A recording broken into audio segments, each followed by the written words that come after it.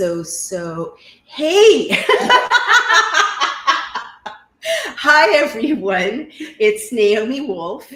Greetings, and I have a really amazing special treat for you today.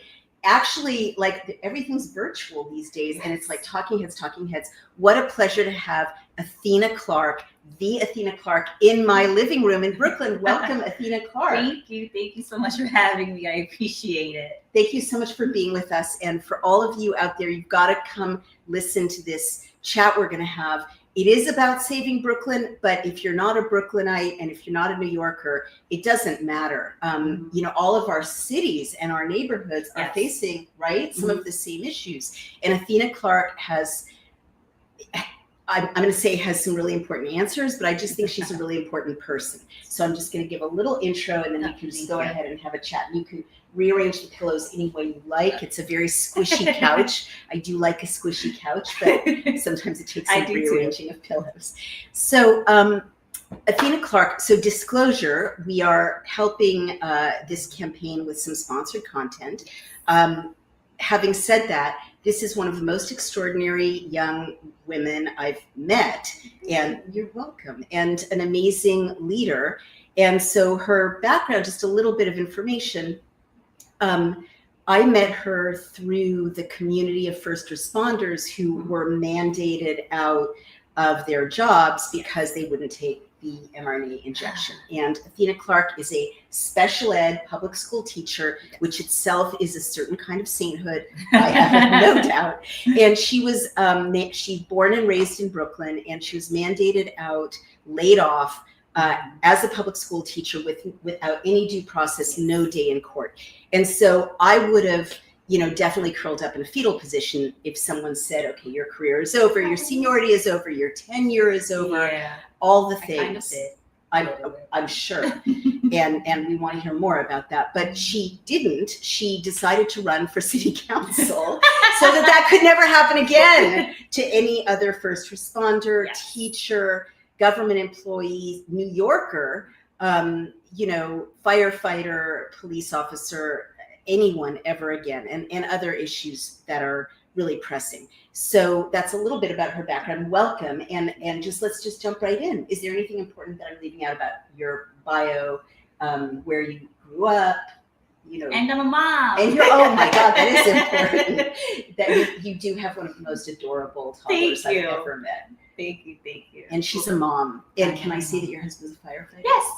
And she's married to a firefighter. So a totally heroic family with an incredibly adorable toddler who deserves, your daughter deserves a safe, peaceful, prosperous Brooklyn. Definitely. So talk about, why don't you take me back first to getting mandated? Because that was really the thing that ripped your life up. Yeah. So ultimately we were mandated by the city I'm sorry, sweetheart. Can everyone hear Athena? Yeah, can you hear? Yep. Let's pull this a little closer and speak a little louder. Oh, sorry. I need to use my teacher voice. So ultimately we were mandated by the city to receive the shot or be put on leave without pay. And I just said no, pretty much. And I got placed on leave on October 4th, 2021. And honestly speaking, if I knew then what I know now, I'm not even sure if I would have still said no. And I'm being honest. I didn't think it was going to be like this. I thought they were going to put us on leave, see what happens, and maybe within a year, bring us back. Right. And I didn't know that we were really going to get terminated and it was going to be this huge thing. I know for a fact that I didn't want the shot, clearly, but it's like in hindsight, like, I don't know. I really wonder if I would have decided to do it. Probably not. But well, I mean, imagine if they had said, you know, you'll lose your income, you'll lose your career. I mean, none of that was obvious. It wasn't obvious at the time. I mean, I cried. I remember calling he was my boyfriend then, but I called my husband walking, you know, emptying my classroom, and I called him and I broke down. And I was hysterically crying on the phone. And I said, this isn't fair. How can they do this to us? But even then, I still didn't think it was going to be this. Like, I really thought we would be back and they would change their minds And 4 years later, clearly they did not change their minds. And here we are. And so you still don't have your job back as a teacher. I do not have my job back. And I actually worked in Long Island this summer in Massapequa. And when I tell my coworkers there, like, what happened, they're like shocked. And they're like, what? And they're like, were you tenured? And I'm like, yes. And they're like, what? They can do that to a tenured teacher? And I'm like, yes, they make up the rules as they go along. And they're still so shocked because Long Island, even though it's a part of New York, the state didn't have a mandate. So I could have, if I was working in Long Island, I would still have a job. If I was working in Westchester, I would still have a job. So one of the things you've said, and I was shocked, by the way, to discover this, like I've met the first responders, the firefighters, that, you know, people who were mandated in 2021, 2022, 2023. And I just assumed, like everyone else, you all have been rehired. Yeah. And it's like shocking. And we have over 500 people listening. That was fast. Yeah, that was fast, because what you are saying is really important. It is absolutely shocking to realize that the whole rest of the country has gone back to, you know, normal, and people are suing. A big children's health defense victory recently. A girl sued to be allowed back into school. That's happy for her. That's right. But you and your colleagues and the firefighters and the police officers and the EMTs and the sanitation workers, a lot of them are still not allowed to come back, which is madness. And one of the things you brought up when I first met you, and you've brought it up in your campaign events, is due process. And I didn't understand that you all hadn't had due process. Tell me and tell them, and it's fine to talk like to me or to them, it doesn't matter. You know, what does that mean that you guys did not have due process? So when you're hired for the city under your contract, you are basically, you're not supposed to get fired. You're not an at-will employee. So at-will employees can get terminated and get fired at will. For us, we're supposed to have a hearing to decide whether or not we get terminated. Also, before getting that hearing, when we're placed on leave, we're still supposed to be getting paid that entire time. So it's not a suspension. You're being paid and you're supposed to wait for your hearing. So many teachers who have had to wait for, you know, their due process, we call it the rubber room. They're in the rubber room for maybe a year or two, and they're paid the entire time. And then they go and get their hearing. Most of the time they win and they return back to work.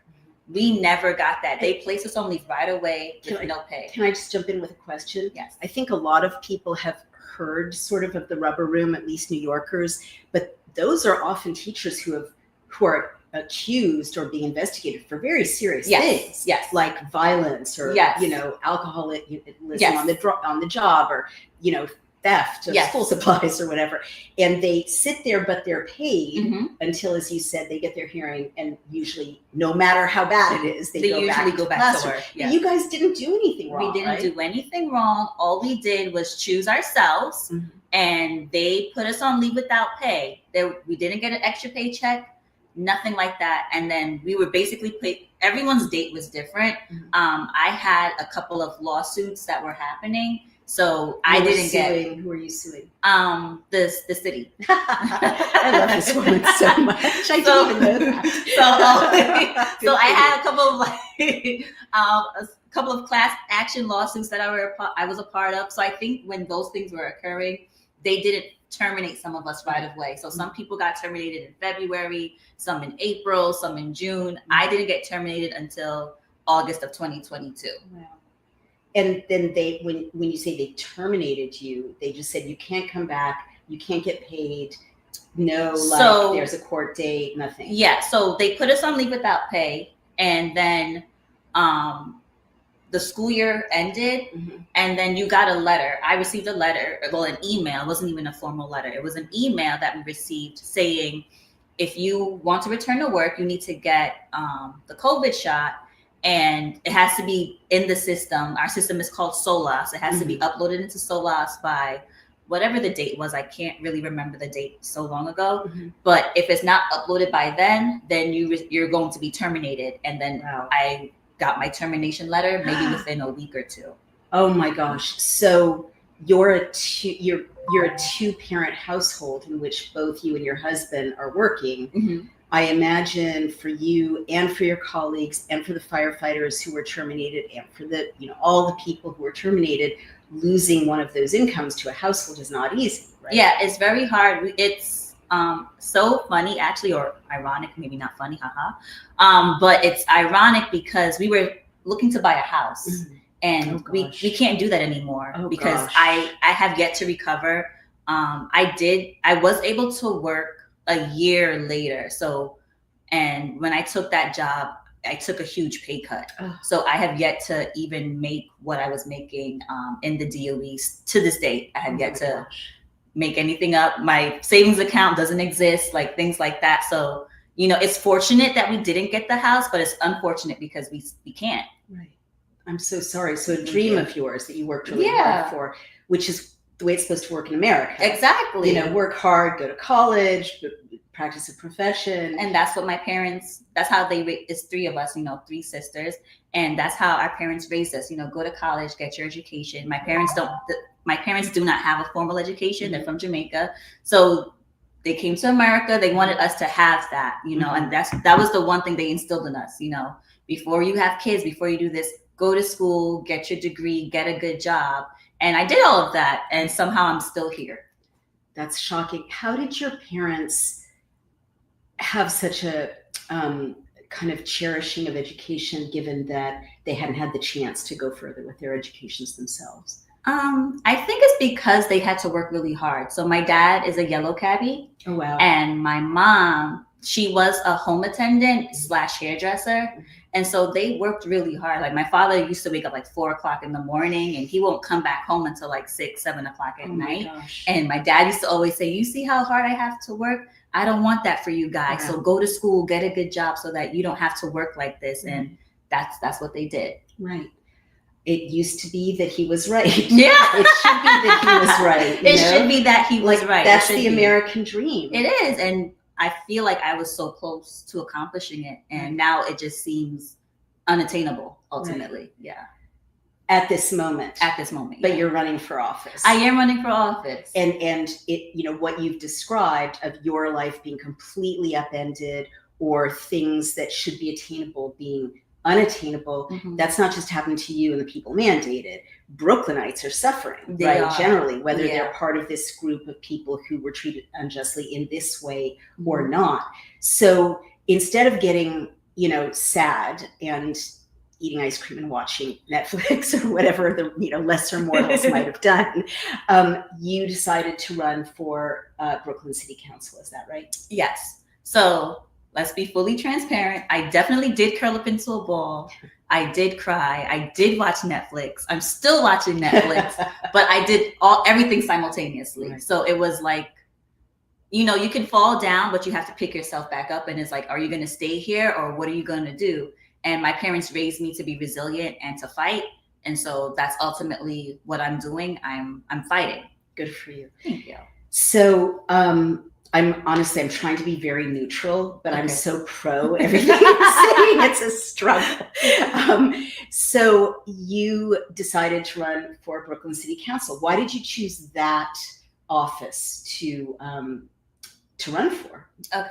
So for one of my lawsuits, I have an attorney, Jimmy Wagner, and he was representing about 5 of us. It was 5 ladies who were teachers, who were tenured, who lost our jobs. And our case went all the way to the Court of Appeals. Oh, wow. And thank you.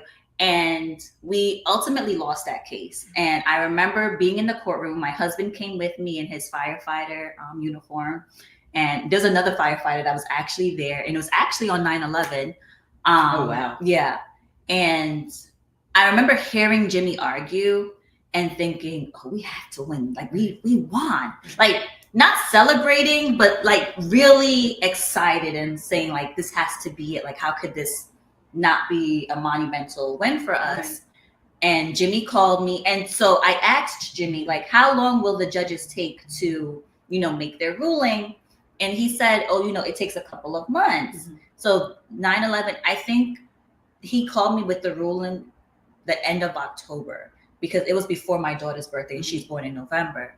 And when he called me and said that they had a ruling, I kind of knew that what the answer was, because I just felt like if it was a yes, it would be a slow yes, but a quick no. Oh, yeah. And he told me no, that we lost. And I remember saying, like, you're kidding. And he was like, I wouldn't joke about something like this. Right. And I was like, wow.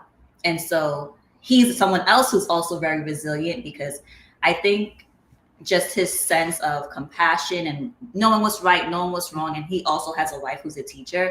And he was just like, you ladies didn't do anything wrong. And the judges, this no isn't the final say so. Right. And so it was actually his idea, like, hey, you know, this is what we're going to do. We're going to turn Brooklyn around. We're going to get you guys in offices, because we're going to keep fighting. And one of the ways to do that, he goes, the city council can't overturn a judge's ruling. Right. So that was the idea. I didn't think I would be the person running. I thought it would be one of the other teachers, you know, that were going to run. And clearly it's me. But that's ultimately how I ended up doing running for city council. Okay. And so it's been a fast learning curve for you, but very fast. I've been to, you know, your events, and I've met your supporters, and, you know, we've only honestly been, I only met her like a month or two ago, and like a month and a half, 2 months. Right. Yeah, somewhere along there. And literally so quickly, and this is all Athena, you know, so quickly that someone with no experience as a politician, as a candidate, has kind of learned what it means to run for office. And I guess I just want to tell everyone, you know, that she hit a giant milestone a couple of days ago. Do you want to tell people what it is? Yes. So when you run for office, you get something called matching funds, and the city will match your money 8 times, which is amazing because it takes a lot of money to run for office. And so for city council, you have to get 75 people in your district to donate to you, and you have to raise at least $5,000 to be able to qualify for matching funds. And I was able to hit that milestone. Amazing. Thank you. So now you get 8 times the amount from the city that you would have had without hitting that milestone. Exactly.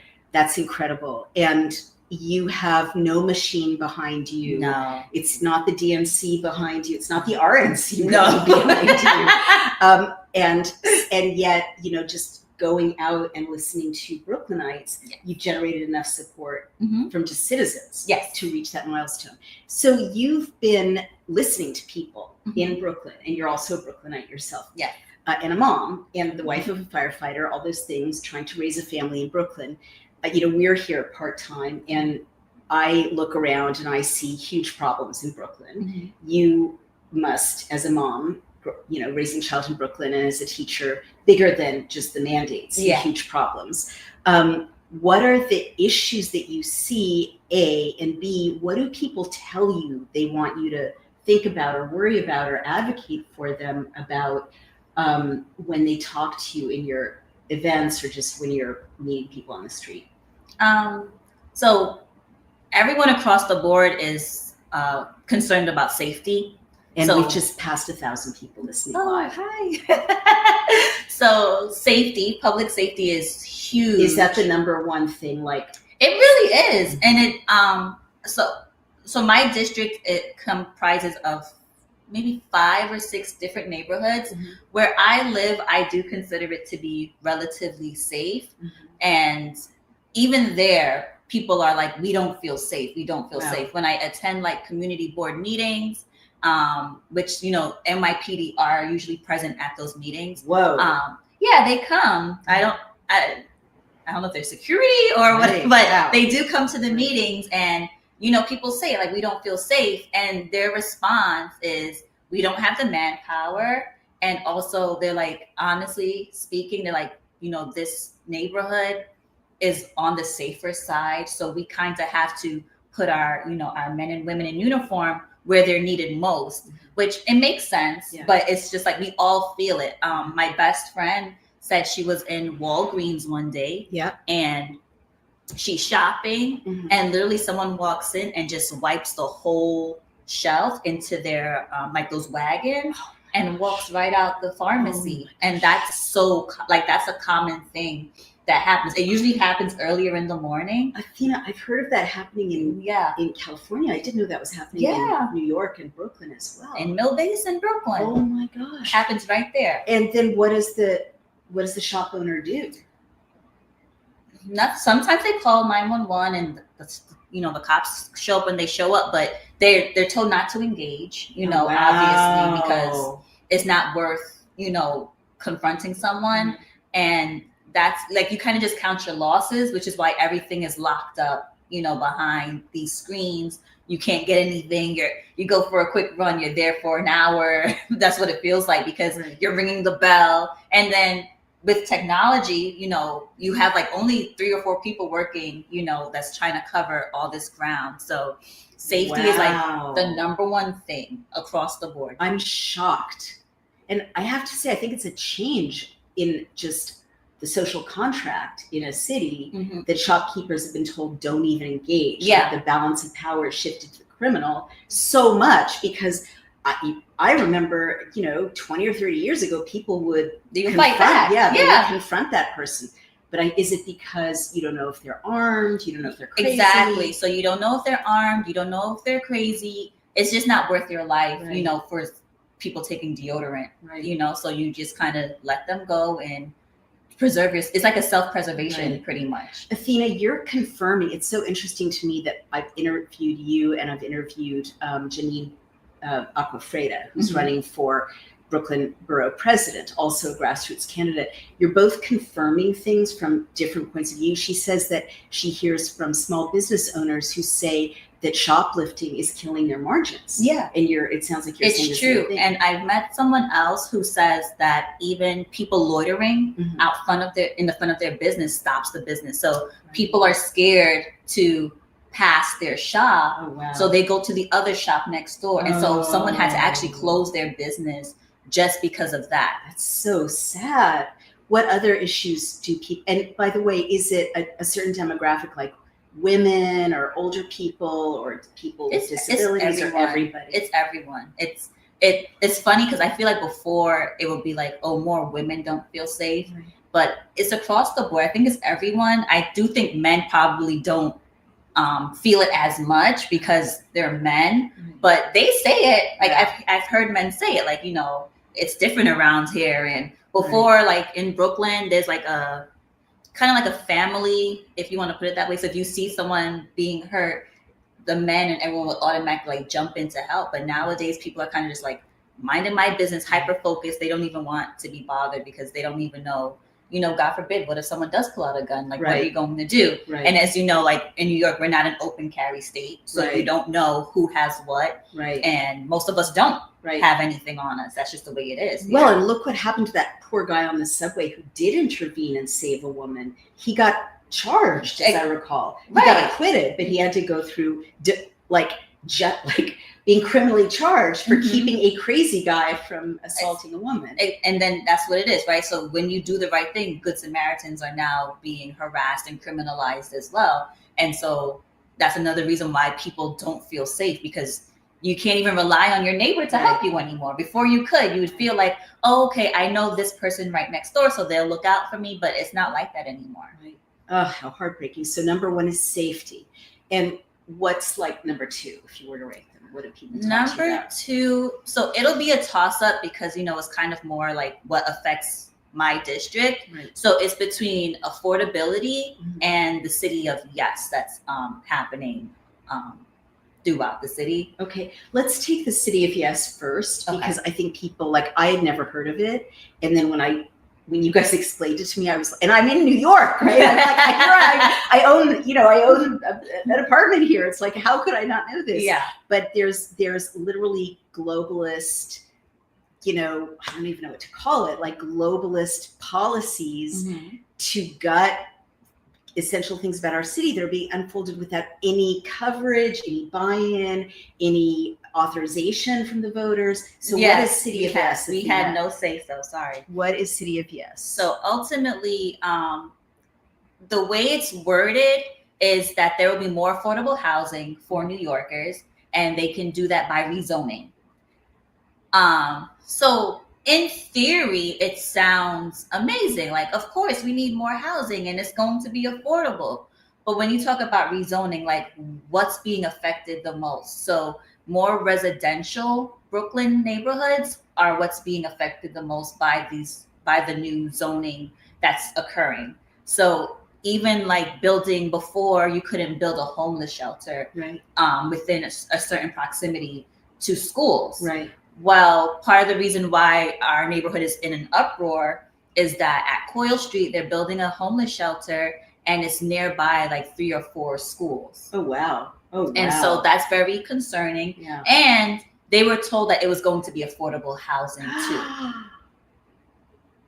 Yes. So that's really what it is, because I've seen it online, because they've done like huge protests, and I've seen people commenting online like, well, what are we supposed to do with, the homeless? Right. And I'm like, it's not even that. It's the fact that, imagine someone telling you, hey, I'm going to give you this Louis Vuitton purse. Right. And then they turn around and they give you something from Marshalls. I have no problem with Marshalls. Right. But, you're thinking you're getting one thing and you get something else. And it's lying to voters. Basically, they just, they call it the bait and switch. And let me also jump in, because this is very much on my mind, because down the block, 5 blocks away, I found out, not from my council member, not from the borough president. They never communicate with me at all, except in a way I'll tell you about in a minute. But I found out from a random neighbor I was chatting with that they're going to build a gigantic facility for people with drug and alcohol problems, residential.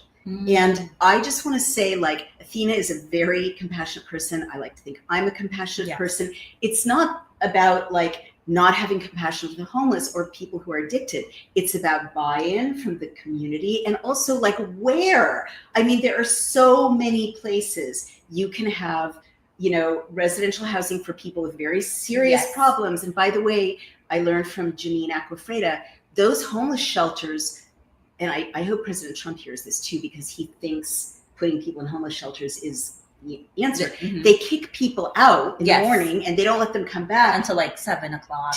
Then you know more about it than I do. But the point is, you see the lines. Imagine children going to and from school. Well, of course, now they won't be able to walk to school. Yes. It is absolutely terrifying. I had to and it doesn't solve the problem of homelessness. It does not. Or drug addiction. Nope. But I'm not running. Tell us more about that. So ultimately that's what they're trying to do. And again, not including the constituents, the people in the neighborhood who has to live, we live this life every day. And it's it doesn't matter what you want. Right. And I feel like they take more and more power away from the community boards, away from the people who's saying, it's you're asking them what they want. They're telling you what they want. And it's nope, you don't get that. That's not what we want to hear from you. So who is making the decision to put these facilities? So the city of Yes, the mayor came up with it, and then the city council voted in favor of it. It was a tight, fight against who voted yes and no.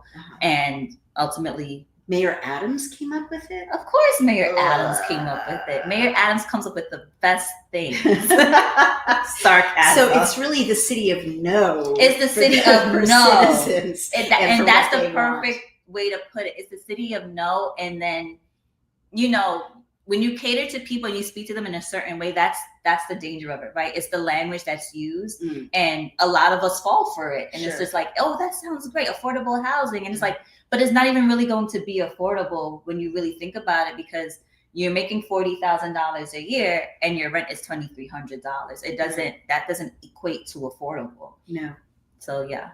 Oh my goodness. Well, I was really struck because I'm obsessed with zoning. And I think so many problems come from bad zoning, and so many solutions can come from good zoning. And I was like, how are they building this gigantic thing? How is it zoned to build a gigantic facility literally 2 blocks from school right here? I'm we live in totally different parts of Brooklyn. You guys and your constituents are facing the same thing that we're facing. And no one was consulted. And this happening more and more. So it sounds like City of Yes, I'll need to look at it, but it sounds like they've basically, and they're trying to do this with New York State generally, because there was a giant solar farm where we live upstate that is Spanish owned. It's not even US owned. Oh, wow. And they're just taking up all this arable farmland. You think this is a rabbit hole, but I'm going somewhere with it. But, I was like, this can't be legal because we didn't vote for this. Mm-hmm. And I found out there was this like run around the local authorities that Kathy Hochul was doing, just doing the deal and changing basically the legislative process to become kind of a tyrant and just roll it out.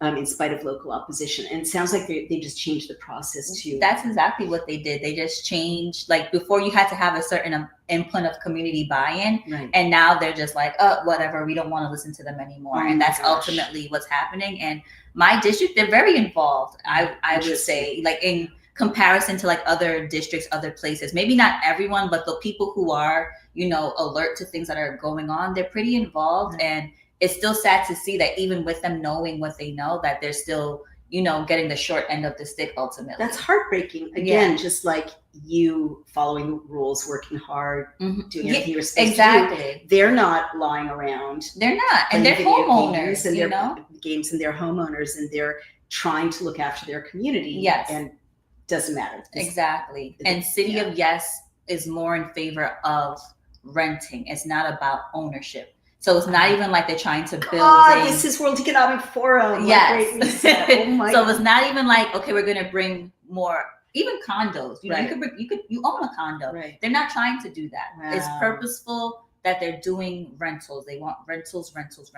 And that district, if someone is renting, it's in a 2-family home. So, it's, say myself, I own the house, but then I rent, whether it's the upstairs or the downstairs. That's typically what you see. You don't really see many buildings like that in my district. Mm-hmm. But the City of Yes people is buildings. Above the heads of they want buildings. They want large units. That's what they want. Large units. Well, that'll really change the character of all these. And that's the exact, if you were to research it online, that exact line is what they said. It'll change the character of our neighborhoods. Yeah. Like they want that. And so we don't want that, but that's what, so they're Oh. saying like, it's going to change what we know, what we Right. consider to be home. And Right. And I don't mean to be nerdy. But I have a young relative whom I love. I won't name him, but he and I are both obsessed with like walkability and neighborhoods and building for good community and all of that. And another relative whom I won't name calls it the world's most boring podcast. But that being said, there's like decades of research in a famous book that I love, Jane Jacobs' Life and Death of Great American Cities, that shows that what you described, neighbors with an eye on things, right? Neighbors involved, small walkable sidewalks, trees over the sidewalk, and small dense housing is safest. And that if you build, well, we know this because these giant projects have been built since the 30s and 40s, and they're terrifying and gang ridden, and they fall into decay. They're forgotten about. They're forgotten about, and it's not a new idea that these giant it's like people have forgotten history. Famously, 1960s projects in Chicago were so bad, these giant structures, they had to be like, what's the word, demolished. So that's what they want to build in Brooklyn. And so many parts of Brooklyn work because the architecture, the city architecture is like what you've just described, right? Small 2-family, walkable. I can't stand it. All right, so the City of Yes, they don't like. I'm really impressed they even know about it because the New York Times is not covering it. The New York Post doesn't cover it. They don't mention it. It's like it doesn't exist. It's like we're in our own world. So when you say City of Yes to certain people, they're like, what are you talking about? That was me 2 weeks ago before I met you guys.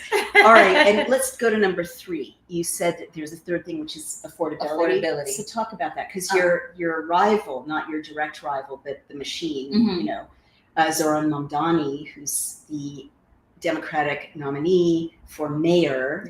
And if you are successful in your bid, you're going to be like counter that and also trying to keep him from basically behind, right? So his whole pitch is affordability. So we haven't even talked about this. She's a registered Republican. And we'll get to that. But that's the same issue, affordability. So how are you going to tackle it? And what are you hearing from people? So people are saying they love where they live. they just can't afford it. Mhm. I met a mom, and she was saying how she loves where she lives. She loves the schools her kids are in, but she's like, I can't afford to live here. And I was like, you and me, sister. So it's kind of like I've heard Curtis Lewa say this plenty of times. And it's funny because my best friend is also in the district. Mhm. And she was like, my best friend said it, and it's funny that I heard it on 2 separate occasions. My best friend said, we're having a housing crisis. Nothing is affordable. She goes, but the answer isn't to build more. Huh. And I Why started, does she think that? she was just saying it doesn't make any sense. It's just going to make everything more dense, more populated. And I was like, how did you come up with that? Like, what made you think that? Because I'm like, and I said to her, because she knows I'm running clearly. And I'm like, do you know that's the solution? I'm like, everywhere I go, all I hear is people saying, build more, build more, build more. And Curtis Lewa is saying, that's not the answer. He's saying there's so many vacant apartments, so many vacant places for people to work, for people to live, and just building up buildings isn't the answer to that. Wow. Janina Aquafreda, who is a realtor, said the same thing. She said knows there's her stuff. tons of empty apartments and the landlords don't have an incentive to fix them up because of market conditions that I can't recapture right now. But so what does Curtis Lewa say is the answer, and are you persuaded for your own purposes? So he's saying that the answer is to support the landlords who want to rent their homes. And I agree with him, because you do get, like, same thing, right? You get punished for doing the right thing. So you have a tenant who's not paying their rent for whatever reason, and you can't get them out. So that, bingo, what she said. I was shocked to find out that in New York, it's quite a disincentive for people to invest in New York, whether they're just like that hardworking family that has scraped together enough to buy a little rental property, or anyone, a big developer.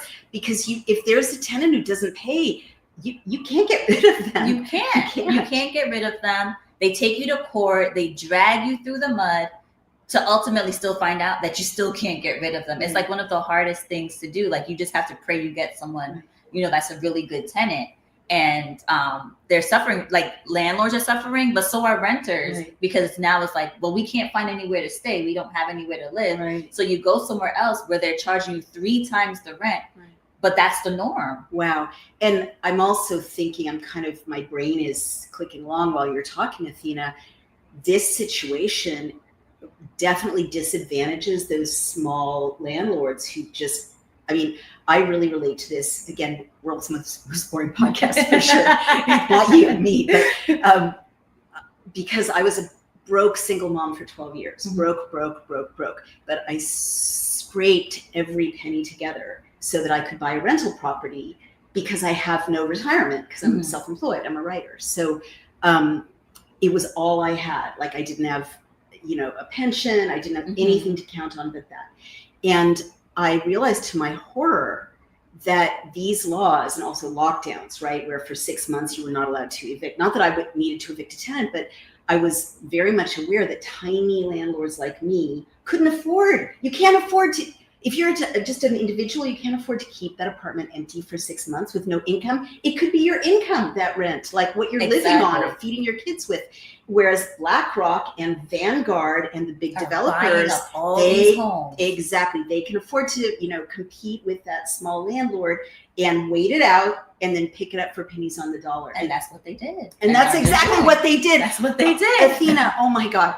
There was 1 week in January, 6 months after Cuomo said, or no, maybe it was the CDC said, you can't evict people during lockdowns.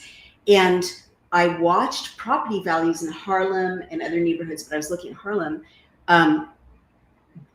like 2 weeks after the end of that period, which is enough time to like paint and clean out the apartment.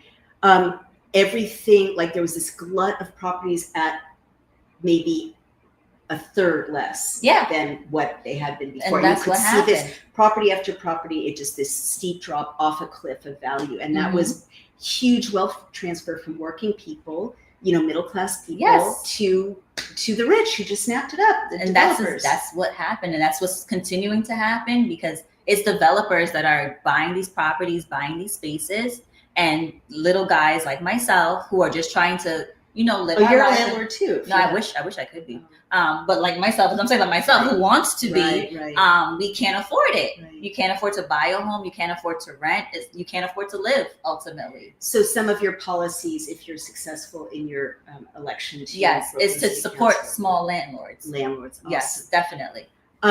What else do you propose for affordability? I mean, Zoran Mamdani wants transit to be free, and I think there are a lot of problems with that. As fun as it would be to take free buses all over and free subways, we would lose $5 billion in revenue, $5.2 billion. But what are your thoughts? Other things I think even with the transit, a lot of people are riding for free anyway. Yeah. If we're being honest, even people I know, like they're like, I haven't paid for a bus in years, and I'm just like, you haven't paid for the bus in years? But that's so bad for the city. It is, and some people do, some people don't. I always pay because I'm like, no, I'm a stickler. But some people don't even pay, so it's like you're going to make everything free, and it being free doesn't really solve anything because the city needs revenue. I don't think, even though the city does have money, I don't think the city has recovered from COVID. Right. Ultimately, totally. When everything was shut down, when the subways were shut down, that's kind of when we saw like how bad the homelessness was because, homeless people took over the subways. Right. And the city has yet to recover. Even the restaurants, small businesses, they still had to pay those rents. So even if you walk along Brooklyn, you see so many closed businesses. Yeah. It's because of COVID. It's because of what happened. So for you to turn around and say, oh, I want free this and free that. Right. The condition that we're in was caused by our current mayor, and Mamdani isn't proposing anything that's going to offset that. Right. Yeah. No, totally. Well, now let's talk as a mom. What do you see that are hurdles in Brooklyn to kids being safe and having good schools? And what do you see as a teacher that the kids in school are struggling with? So in terms of teaching, public school is a business. And so there's a price for each child in the public school system. What? Yeah, it's not free. What? Like it's free, but it's not free. What do you mean? Each child, I think their cost for a child per each student is about $39,000. Wow. That they get for a child. You should just hand a check to the parents. I literally said that. I'm like, you don't even have to give the parent a full $39,000. Just give the parent a $10,000 check and say, here, take this stipend, send your child where you want to send them. Right. Imagine your child being worth $39,000 and they still can't read. Oh.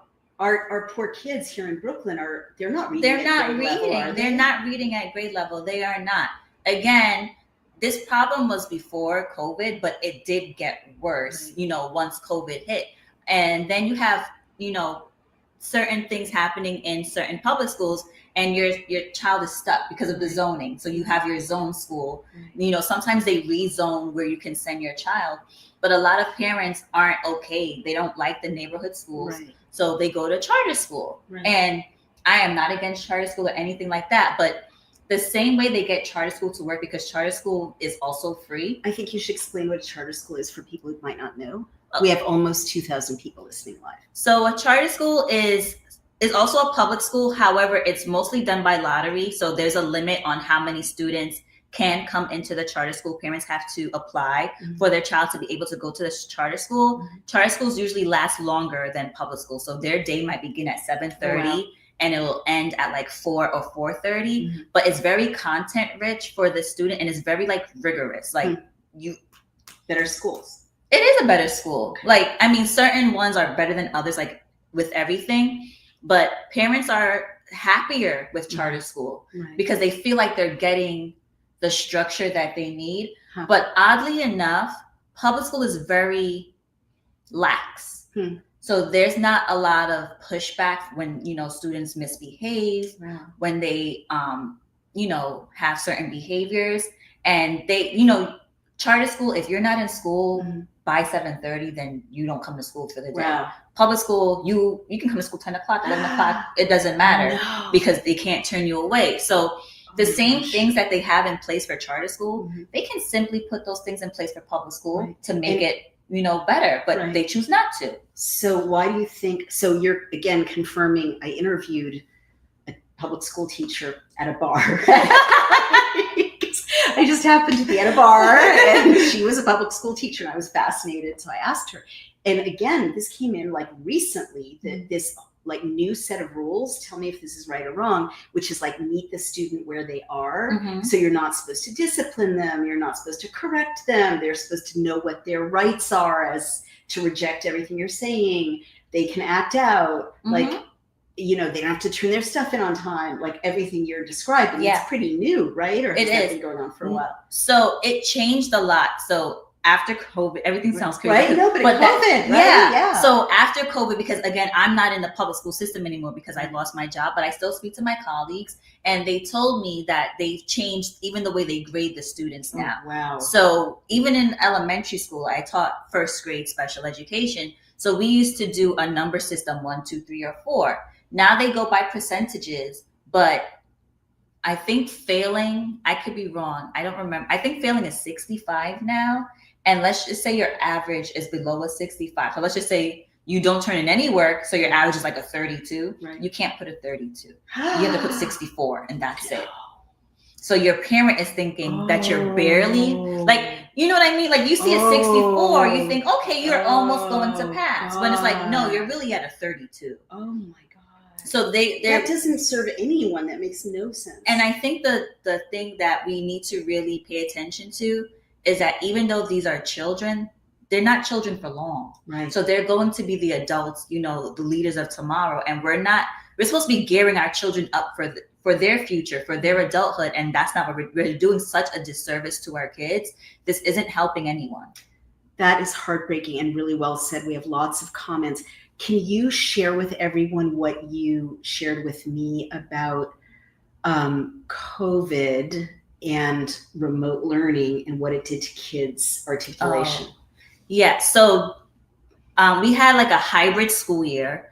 And during that time, parents were able to decide whether or not they wanted their children to come to school.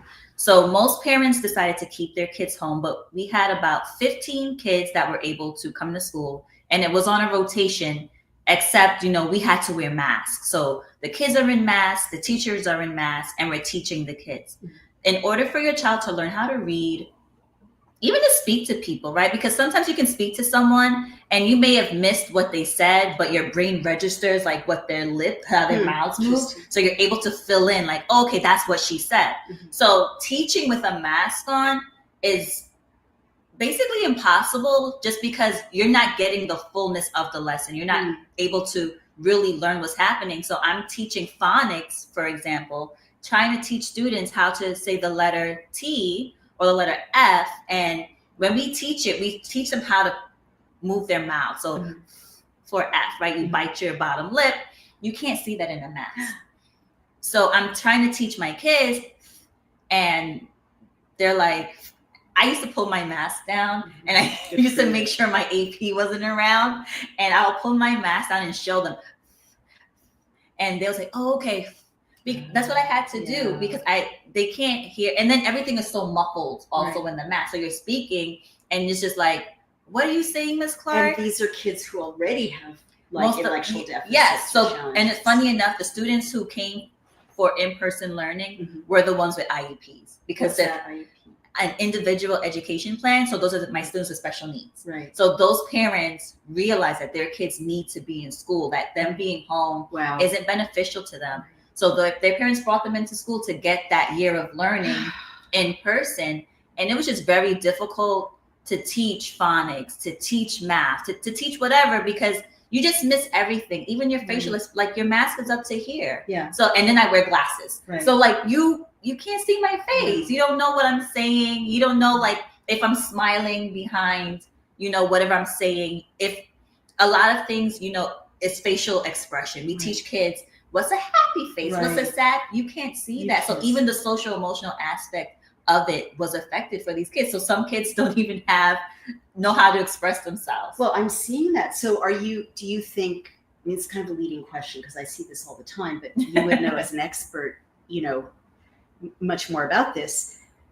Do you think these kids are damaged like permanently or do they have Are they delayed like a They year or definitely two? are delayed. Mhm. They're definitely delayed. I don't know if damage would be the word. I'm sorry, but- that was a bad word to use. Is it, I mean, it's a lot to lose 2 Yeah, years of but education definitely no. and But you socialization. see it. Right. You I mean, see that's it. sort of what I'm trying to say. Yeah, I look at, they are delayed. let me try it this way.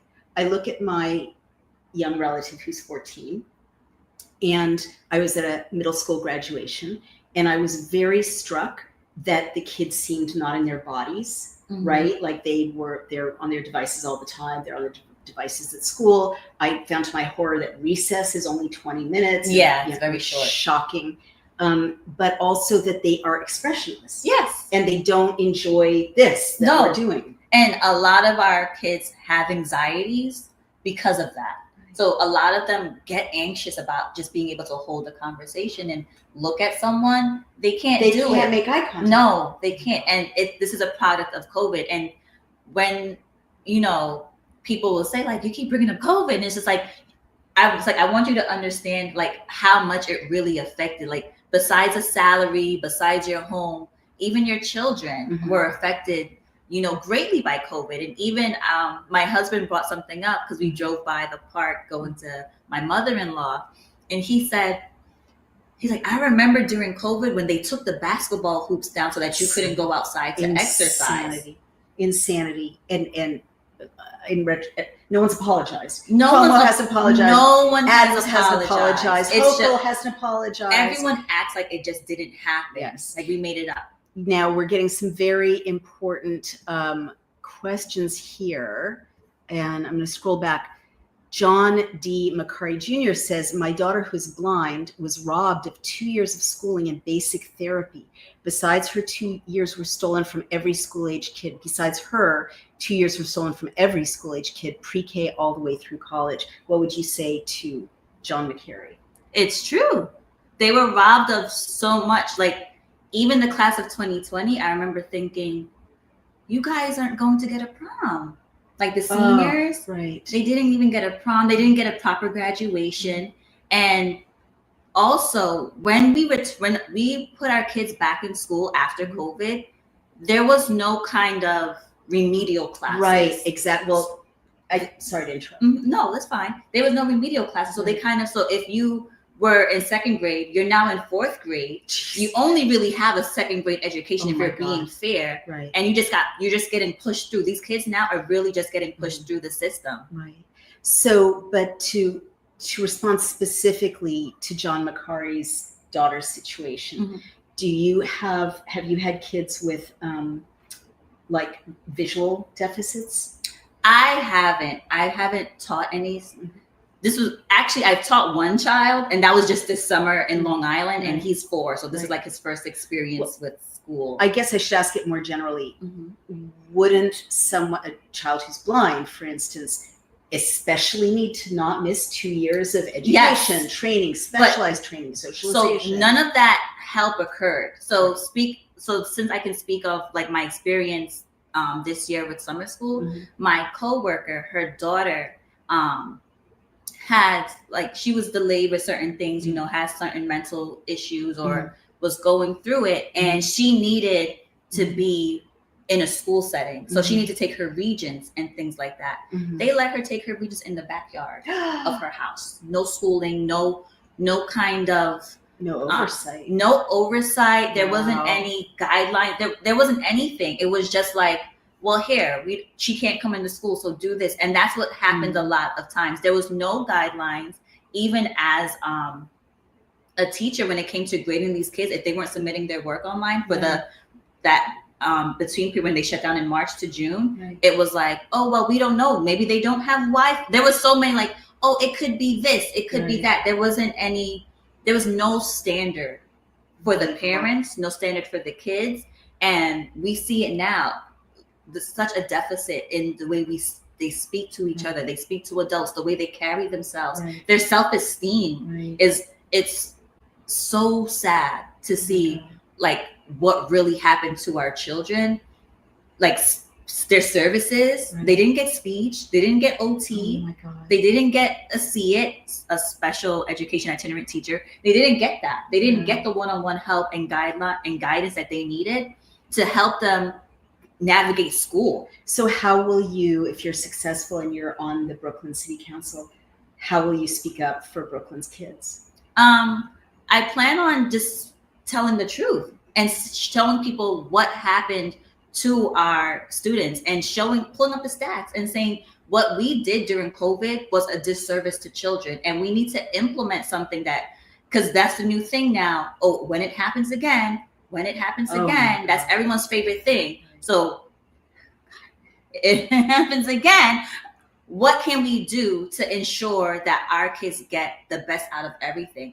Because charter schools, they still held their kids to the same standard. Right. I had a friend who taught charter school, Right. and they were still up 7:30 in the morning, and they were still on the computers, and they still said, okay, well, you have to get this done. Right. And they were still conferencing Right. and meeting with parents. Right. Public school didn't do that. That's shocking. That makes me so angry. Well, as a Brooklynite, I do, I'm not going to tell you what to say, but I also don't want it to happen again. Who wants it to happen So again? Will you fight for it not to happen? Of course. Okay. I you. remember like when they shut the school down and my assistant principal was like, do you think we're going to be back? And I was like, of course we're going to be back. We're going to be back in 2 weeks. Right. And I would, clearly I'm eating my words, Right. but I think that too, right? We should have fought more to stay open, but they really did a number with us being fearful. Right. And I remember it was everyone was so mad at President Trump because he was like, New York needs to open. And Cuomo was like, no, you can't decide whether or not we open back. And then all these politicians were in Florida having a great time while we were shut down in New York. You're right. It's evil. It's absolutely evil. Well, we've got, believe it or not, an hour has flown by. Has it? Yes, can you believe it? No. We have covered so much ground. There are a couple of questions I still want to ask you, so I'm going to ask everyone. We're going to go over 5 or 10 minutes, the usual time. But I just want to tell people, if you live in District 46, Athena's district, every dollar you give to Athena Clarke City Council campaign will be matched 8-1. And if you live elsewhere, as probably most of you do, your donation still directly fuels her fight to bring real change to New York City. And that there's a link right there in the comments. And the wonderful Sean our producer, will put the link also under this when it goes out. But if you're moved by what this woman is saying at all, you don't have to be a Brooklynite to help her. You don't have to be a Brooklynite to help Brooklynites. But also, I'm just going to say, when you help a leader like her, it doesn't just help Brooklyn. It sends a message to people in cities across the country who have the same kinds of plans for Minneapolis and Chicago and San Francisco, that there are going to be people who are going to fight back, and there are citizens who are going to support their fight. Yes. I just wanted to say that. Now, 2 more quick questions, if I may. Why did you decide to run as a Republican? My favorite question. So I was a Democrat my entire life, literally just registered Republican in January or February, January. Mm-hmm. And the easiest way to answer it is faith, family, and freedom. And the Democratic Party doesn't really support the nuclear family. I remember when Black Lives Matter, and clearly I'm Black, but when Black Lives Matter happened, on their website, they basically denounced the nuclear family and saying that, the fathers don't basically need to be in the homes. And it was very mind-boggling, because as a Black woman, that's one of our biggest fights that you hear Black people speak of all the time, about our fathers not being in the homes. So how do you turn around for this movement that's supposed to support Black lives and say the nuclear family doesn't have to exist? It doesn't make any sense. And so it's like there's this fight, against religion, against family, against freedom, right? Because a lot of us, again, during the mandate, we had religious exemptions, and they trampled all over them. They shut our churches down. We couldn't congregate. So honestly, that's what it is. I stand for something. And even though, everything the Republican Party does isn't, ironclad. It isn't like almost the best, but you also have to know who you are, and you have to stand with what represents you most. Right. And for me, the Republican Party represents me the most. So that's why I ran Republican. Fascinating. And I like that you also say to people, you don't have to be a Republican to vote for you, and you don't have to be a Republican to go to your events. No. These labels. And I think that's done on purpose as well, right? Because the tribalism. I'm Republican, so I'm going to stick to Republican. I'm Democrat, I'm going to stick to Democrat. No, just be yourself. What your name is, that's who you are. So come to a Republican meeting. It doesn't really matter. Like, you shouldn't focus on someone's label. Listen to their messaging, and Beautiful. If you side with that, that's what you do. That's where you vote. We are getting, oh my God, there's so many comments. We're getting lots of positive responses. Prayer X10, hi Prayer X10, says, bless her for running and putting herself out there. It's selfless, difficult, and lots of clapping. Thank you. Hands and a prayer hand. And Autumn Smith also, she's a friend of ours, said, once the government restricted our right to breathe, of course they are going to take away students' right to learn. Go Athena, all caps, many exclamation points. I think a lot of people are feeling that way out there. And last question, I promise. I want to take just a minute on this one. I've been a lifelong Democrat too. That's no surprise to this audience. And now I'm speaking at the Donald J. Trump Republican Club, and Athena will be there. And this whole group of unbelievably inspiring young leaders will be there. Candidates, Elijah Diaz and a number of people, I believe Janine Aquafreda, a number of really inspiring people will be there. And like you, I feel much more at home with not the machine. Right now, I feel like there's the machine and not the machine in New York and Brooklyn. But what I wanted to say is, I've been depressed moving to Brooklyn, seeing all the problems that I see, and the homelessness, the drug addiction, the poverty, the elders without enough, and the kids every morning. I can't stand seeing there's so much that needs to get done, right? And in such a beautiful community, and I mean all of Brooklyn, right? Which is a million different communities, of course, but like everywhere you look, there's all the things that Athena talked about.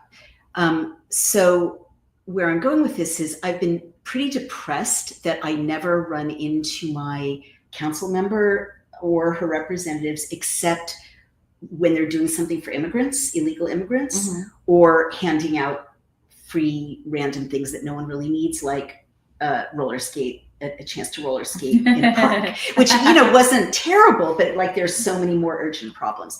And the other thing I noticed is there was a table outside of the Parkside Q where the assembly member staff was, and these are all nice young people working for these representatives, but I'm a small business owner in Brooklyn. I'm a woman small business owner in Brooklyn. Theoretically, I could bring a couple of jobs to Brooklyn, right? Or have an internship program, or I have a lot of needs, just like every small business owner in Brooklyn. And I literally said, I'm a small business owner in Brooklyn. They lit right up. They said, we've got something just for you. And obviously I'm a woman. And they said, here we have a program, our assembly member has a program to get women and minorities government contracts if they are small business owners. Like, that's it. Just, you can have a piece, you can have a slice that, like, we can bribe you with a slice of the government handout, nothing for advertising, nothing for, affordable loans, nothing for, workspaces, nothing for training programs so I can get good interns, like literally nothing but a handout, based on my gender. Yeah. And that's not what I want, from my representative. Like, nothing like, oh, what do you want to bring, in your business? Nothing. And I just want to bring that up because I'm very sad that the Democrats' vision around here is immigrants who are not legal can have a lot of free things. Locals are suffering. there's some handouts you can have if you support us. Mhm. And that seems to be what I've seen. Now, turning it to you, again, I don't mean to be the most boring podcast on earth. I've looked into your opponent, Mercedes Narcisse, and I'm kind of shocked at her maybe 5 pieces of legislation on her website, because a lot of them are weird, random things that Brooklynites don't need. And at least one of them is a major handout to illegal immigrants. So what do you want to say about your opponent? So yeah, I looked at her. It's funny that you said that. I did think it was kind of sporadic. The pieces of legislation that were passed, I guess it was for this year. I'm not even sure. Mm-hmm. Like one of them was about sickle cell, which is such a, tiny portion of the population. But go ahead. And it was very narrow, like you said. Like if it was like a broader thing, like I don't know. I'm not a doctor. Diabetes, obesity, yeah, like right, asthma, right. I know sickle cell does affect Black people more, so I'm pretty sure that might have been the reasoning behind it. Interesting. But it was sickle cell. It was something about being able to have access to blood pressure machines, knowing where they are and finding access to that. There was something about immigration on her website as well. It's and mental health care for illegal immigrants. Oh, there was also police being able to interact with children with autism. What? Yeah. And people having, and also individuals having mental health crises. Is that how you say it? Right. How they will interact with those individuals as well. They're not terrible. Some of them are a little terrible, but they're not like terrible pieces of legislation to pass. But when you're thinking about the community as a whole, I don't see how that helped, because you could have passed something. We're talking about the city of Yes and zoning. You could have tried to find something to help with the zoning issues, right? That, okay, city of Yes was passed, but how can we structure it so that we can say, certain zoning has to be in place.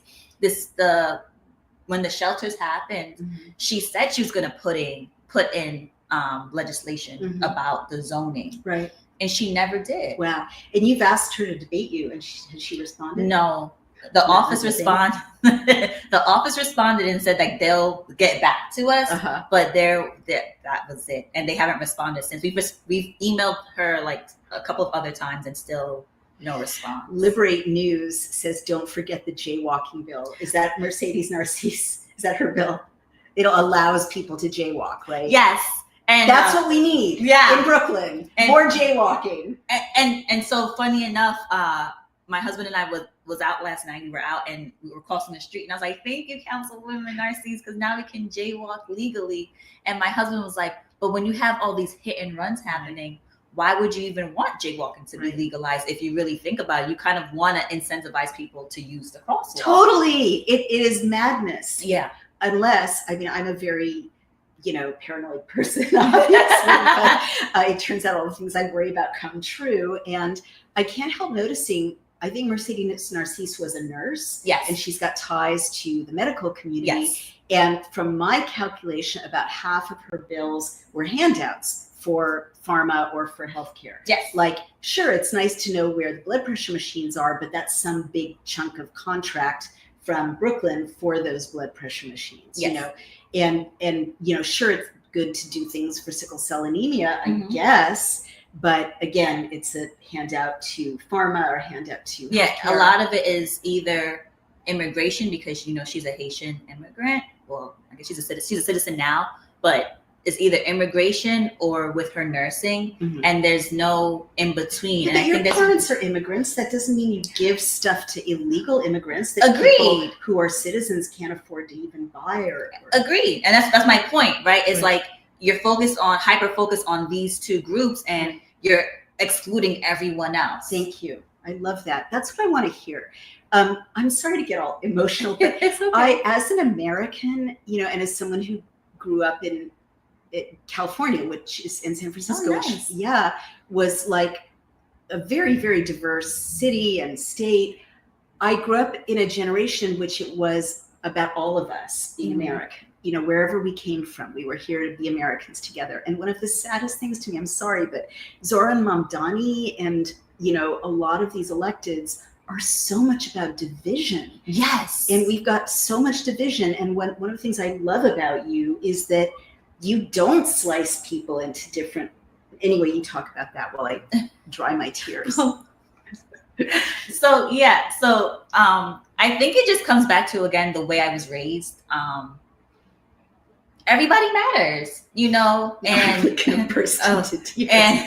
but that's just what it is. Like, and I'm a teacher, so it's very hard for me to exclude certain groups when I teach everyone. You know, they come from different backgrounds. I have students with special needs. So that's like when I saw like her mental health bill, I'm like, that's not a bad bill, but it's like you're excluding so many other people. I feel like when you're in that office, you're interacting with so many different people with so many different brains. So I'm sure someone could have helped you broaden that to help other people, right? You meet so many different people. You want to pass legislation to help cops, speak to cops. Right. Ask them, like, hey, what's something that top of your list? Yes. Oh, autistic children. Right. Exactly. So it's like you have the resources. Right. Speak to people who actually know what's going on, right? I'm not a nurse. Right. So I don't know about nursing and, you know, things like that, but I can find individuals who can help and say, okay, how can this help everyone in the district or Brooklyn, you know, because it's not just the district. When you pass a bill, it's for everyone in the city. Well said. All right. Could you bring, Sean, can you bring back the last comment about I found my new favorite candidate? That was really beautiful. And then we can wrap it up, because that was a beautiful ringing thing. Busy work, passing show bills. This is John McCarrigan, and giving back to donors, lobbyists to pretend they are working while ignoring the real issues New York City. And that's what it felt like reading her thing. It just felt like, let me just act like I'm doing something. Right. Like Zoran Mamdani, he passed 3 bills. One of them failed. He had the highest absentee level rate. He was gone more than half the time. Right. But you're running for mayor. Right. You're in an office where you can do things, right? You're an assembly member. That's state legislation. Right. So help now. Right. Thank you. All right. So, and now, Sean, go on to the next one, and then we'll wrap it up. I could talk to you for another hour, but I know. I can't believe it's been an hour already. I know. This is so good. Okay, Sean, if you don't have that last comment handy, we'll just close. What is the last thing you want to leave people with for now? And this has been such a success, and so much has happened in your life and in the race. I'm sure we'll have you back whenever you like. And let me also give an open invitation to Mercedes Narcisse. This candidate has been critical of you, I think respectful, but critical. This is an open invitation to come to my living room, sit on the couch, and tell people why you should win this contested election for Brooklyn City Council in District 46, and not this challenger, not this challenger, I beg your pardon. It's okay. Athena Clarke. So what do you want to leave people with? Again, just to focus on the message, not the party lines that divide us. And we need to unite. I don't think New York has been united since 9/11. Right. And I think that was probably, even though as tough as 9/11 was, I think that's probably like one of the best times in New York, because we were literally all for one and one for all. And someone said this to me today.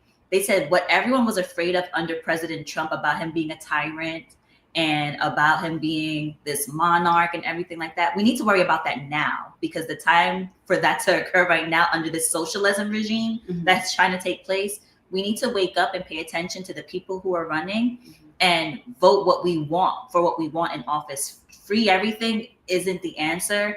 And some of us need to go back to our social studies class and remember, because when I heard socialism, I was like, communism? And it's one of the it's like the the guiding way to communism. So we need to keep that in mind. And lastly, I'm having a back to school giveaway in Canarsie next week at the Experience. I don't remember the exact address, but it's on Rockaway, but I will definitely post it. So if you follow me on social media or want to start following me on social media, where do people find it? It is on Instagram. It is Clarke, CLARKE, the number 4 council, and you'll see me on Instagram. That's my same handle on Twitter as well. Clarke for Council. Yes. And if they want to contribute, if you want to contribute, you can go to contributenyc.votes, contribute NYC votes, and you'll find my name there. Wonderful. And is there a link to donate on Clarke for Council? Yes, my link is on Clarke for Council. It's also on Instagram. It's also on my Facebook. Well, Athena Clarke, this has been absolutely riveting. We have almost 2,500 people. Well, thank you guys maybe for more coming. on all the different platforms, and we'll replay this. And again, Mercedes Narcisse, open invitation. Come rebut everything that your opponent just put out there that it was critical. You can have your say. Eager to have you counter what Athena Clarke just said. But for now, thank you for making time for us, sitting on the couch in my living room in Brooklyn. And I'm not supposed to say this, but it's very exciting. And we'll see you all later, everyone. Thank you so much. Bye-bye.